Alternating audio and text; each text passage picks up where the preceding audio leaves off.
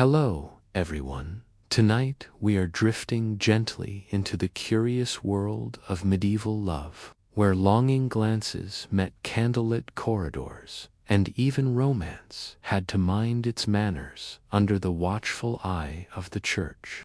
Tonight's story is part dreamy recollection, part whispered confession.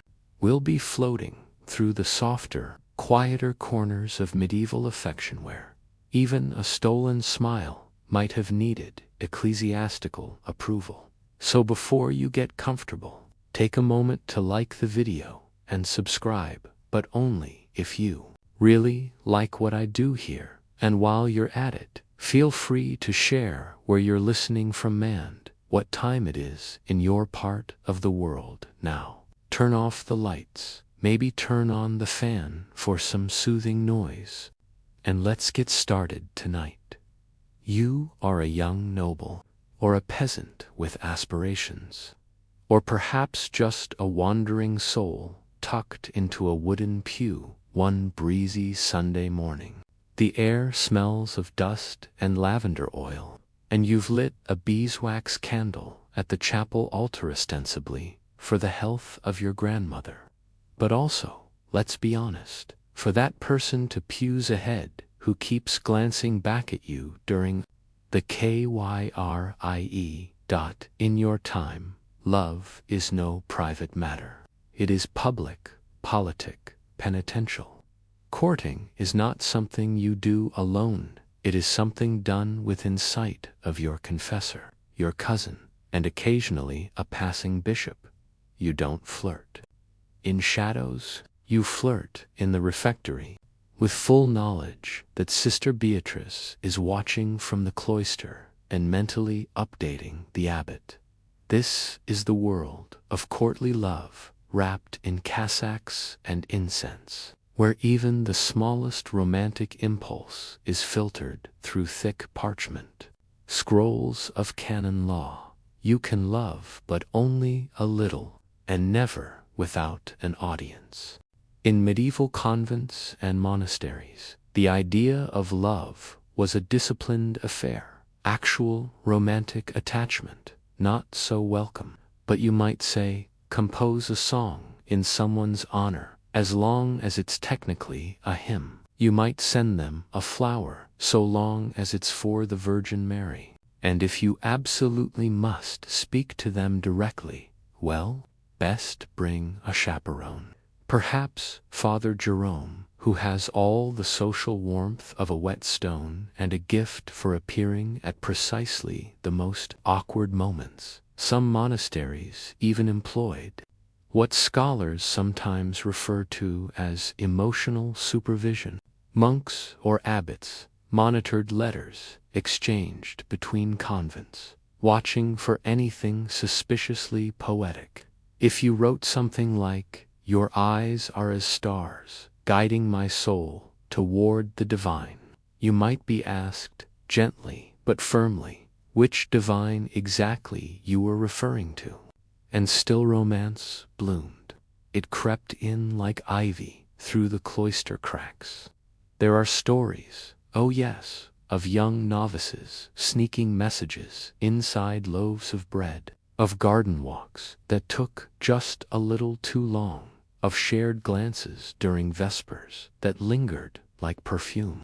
There's one especially beloved tale from a Cistercian abbey, where a young monk named Thomas accidentally dropped his psalter near a novice nun named Lucia.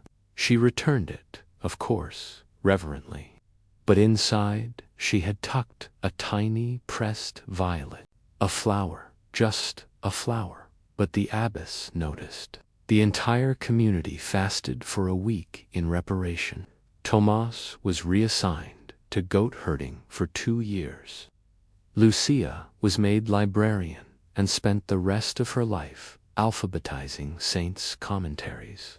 Of course, there's still debate among historians about whether these rules were uniformly enforced. In practice, some orders were stricter than others. The Benedictines, for instance, were known for their rigidity. The Franciscans, occasionally more forgiving. And the Cistercians, despite their reputation for cold stone silence, seem to have produced a surprising number of love poems. Suspicious. Still, the Church knew that love was persistent, even holy in its rightful place. They created entire systems to guide it. Chaperoned courtship was a theological balancing act. Affection, yes, but always with accountability. Some abbots would even arrange supervised companionship, where a young man and woman could sit together at a festival table, separated by a nun holding a candle and a large book of psalms. And then there were the feast days, those rare windows where the rules bent ever so slightly. St. Valentine's Day, oddly enough, was not widely celebrated in the early medieval period. But on midsummer nights, when the veil between the earthly and the divine was considered thinnest, it was sometimes permissible to sing romantic verses as long as they were technically allegories. You might call your beloved a lily of the field, but only if you added something about God's eternal garden. One sleepy debate still lingers in academic circles.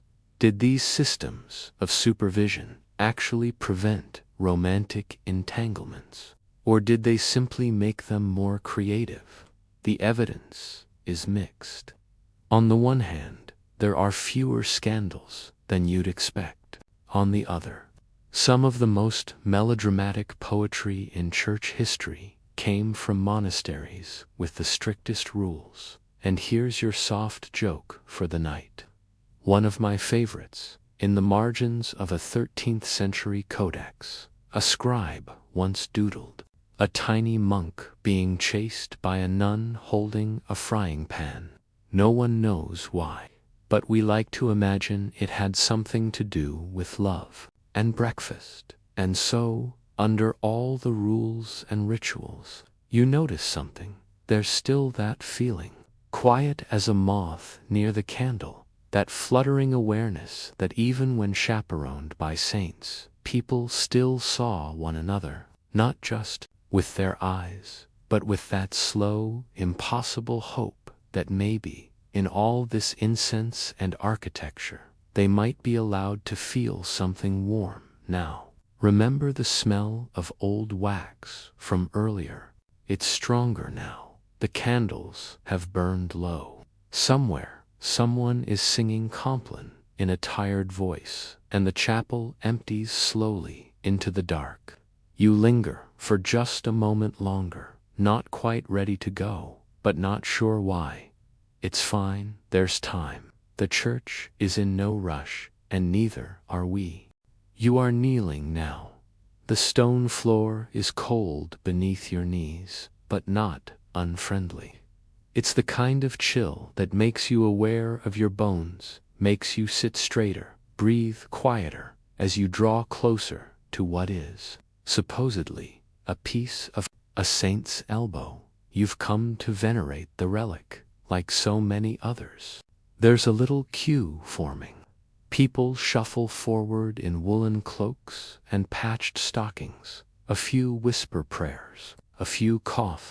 One woman is holding a turnip, which seems unrelated.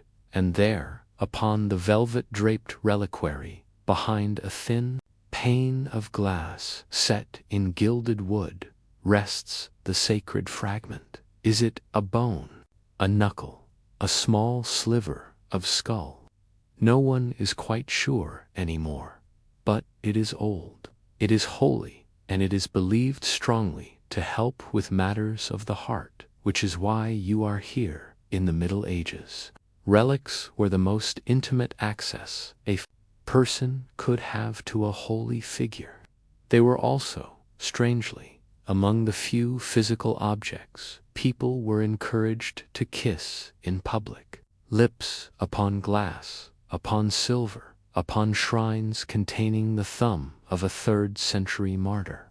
It was the kind of contact the church allowed and even promoted, especially if it made you more likely to behave yourself afterwards. Relics had a curious double life. They were sacred, but also romanticized. Many were believed to possess healing powers, not just for gout or plague, but for matters like unrequited love, poor marriages, or heartbreak. There are dozens of cases recorded in church annals of people traveling for days to kiss the relic of Saint Valentine, hoping for a better husband, or to visit Saint Dymphna, protector of the emotionally frazzled. But the practice sometimes got a little too passionate. One chronicler wrote disapprovingly of pilgrims who lingered too long in their kisses. They pressed lips to bone as if to a lover's hand, he sighed. Another record from a cathedral in Tours tells of a young man who kissed the same reliquary 7 times in one visit. The priest eventually asked him to stop, though gently. There's a kind of odd tenderness in these acts. When people couldn't safely express affection toward each other, they funneled it into the only thing they were allowed to touch, the sacred dead, which makes it all feel, well, slightly more human. The practice did raise eyebrows. Some bishops complained about excessive fervor. One even issued a decree about sweaty kisses on relics during Lent, which suggests more than one problem happening at once. Historians today still debate the motives. Were these pilgrims emotionally repressed, or were they just spiritually expressive? Was it love, faith, or something quietly in between? Meanwhile, relics multiplied. Some monasteries collected dozens, even hundreds. There were teeth of saints, shreds of cloaks, drops of milk from the Virgin Mary witch-soft joke one. Medieval skeptic claimed looked suspiciously like melted cheese, and even entire incorrupt corpses. If you couldn't touch a beloved's hand, maybe you could touch a saint's. Just carefully. In some towns, relics were paraded through the streets during feast days. The crowds reached out to brush them, hoping for blessings. And occasionally, just occasionally, someone might faint not from the Holy Spirit, but from the thrill of proximity. And then there was the troubling business of fake relics.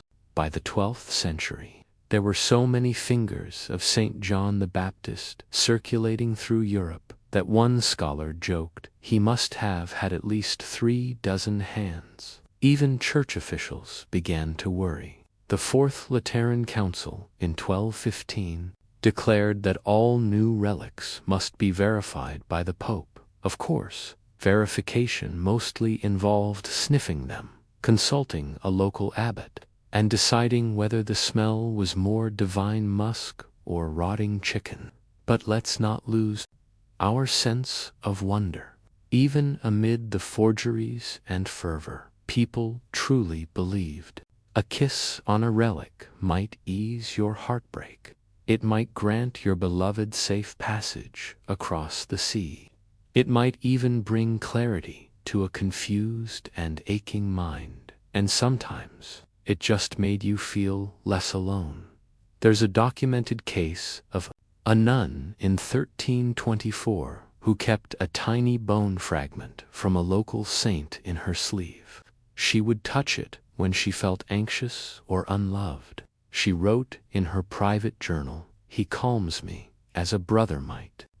Whether he referred to the saint or someone else is uncertain, but the sweetness remains. And this raises an ongoing question among modern scholars. Was relic veneration always about saints? Or was it a socially acceptable substitute for the love and touch people couldn't safely express elsewhere? Perhaps it was both. You lean forward now. The reliquary glints in the candlelight. You kiss the cool glass gently, aware of the dozens of lips that have touched it before you. It smells faintly of metal, wax, and something faintly floral, rose oil, maybe, used to polish the wood. behind you. Someone clears their throat softly. You step aside. Outside, bells are ringing in the distance. Not loudly, just a soft peal, like a memory of time. You walk down the stone steps, brushing a bit of dust from your robe. The night air smells of wood smoke. Somewhere nearby, a dog barks once and then goes quiet, and inside you, something unlatches. You're not sure if it's holy or human, but it's warm. You're writing something. It's late past compline. The scriptorium is quiet, except for the occasional squeak of quill against parchment. A candle flickers beside you, its wax dripping slowly into a crooked brass holder. The room smells of ink, vellum, and that distinct monastic dust that settles in places where nobody has spoken, above a whisper for centuries. And yet here you are, composing a love letter, a foolish thing, really. But it isn't even overt, nothing scandalous, just a few lines of admiration. A little borrowed line from the Song of Songs, maybe a metaphor about doves or lilies, or both, and a flourish. Yes, a dramatic little swirl beneath your signature. You shouldn't, but you do. Because in this world, writing a love letter can be as risky as slipping one's hand beneath a relic veil, and more than once it has led to penance, public prayers, or worse, a midnight summons from the abbot holding the offending parchment. In medieval Europe, letters were powerful. They were rare, expensive, and deeply personal. Most people couldn't read, let alone write one. So when someone did write you a letter, especially one full of affectionate language, it meant something. Perhaps too much. This is why the church kept a close eye on what people scribbled. There's a story well documented about a 14th century monk named Martinus, who wrote a poem to a novice nun in a neighboring convent. He sealed it with beeswax, wrapped it in clean linen, and had it delivered by a merchant under the pretense of returning a psalter. The poem described her eyes as twin heavens, and her voice like the wind in cedar boughs. She wrote back equally poetically, and compared his soul to a pilgrim resting in the shade of her prayers. They were caught after letter 3. The abbot was not impressed with the metaphor. Each was sentenced to a month of silence, extra fasting, and for Martinus a particularly awkward sermon about lustful script. This wasn't unusual. Many monastic rules forbade improper correspondences, especially those with excessive decoration. Illuminated letters, the kind with tiny drawings of animals, saints, or suspiciously often yearning faces, were sometimes used to smuggle affection in plain sight. A lion licking a lamb, possibly allegorical, possibly romantic. Hard to tell. To make matters worse, medieval Latin was famously vague. A phrase like amicus cordis could mean friend of my heart, beloved of my soul, or simply someone I think is neat. The ambiguity left much room for interpretation and, sometimes, for mischief. One 13th century letter discovered in the archives of Clairvaux Abbey contains the following line: "In your absence, I feel as a chalice, unfilled." The church did not approve, but you have to admit, it's not bad. Some scribes tried to encode their feelings, using references to saints or scripture. "May the roses of Saint Dorothy bloom in your garden" was code for longing. "May your lamp never dim" was, depending on the context, either deeply spiritual or lightly flirtatious. And here's tonight's soft joke. One monk added a tiny doodle of a snail holding a flower in the corner of his letter. No one knows why. Maybe he was feeling hopeful. Maybe he was just very bad at metaphors.